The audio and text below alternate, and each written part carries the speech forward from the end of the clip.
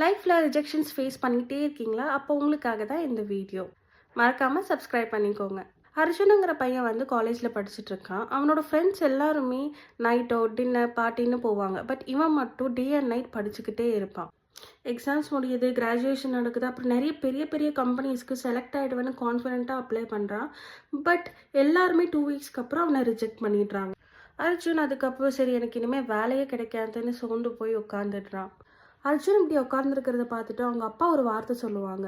when one ladder breaks you don't stop climbing, you build a stronger one.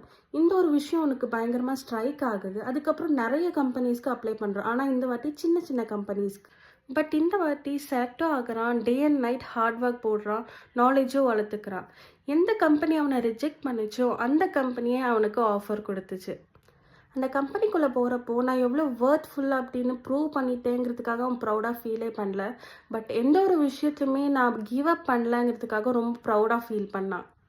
So எல்லார் லைஃப்லையும் ரிஜெக்ஷனுங்கிறது கண்டிப்பாக இருக்கும். But அதை give up பண்ணாமல் உங்கள் இலக்கை நோக்கி போனீங்கன்னா கண்டிப்பாக அச்சீவ் பண்ணலாம். தேங்க்யூ ஃபார் வாட்சிங். மறக்காமல் சப்ஸ்கிரைப் பண்ணிக்கோங்க.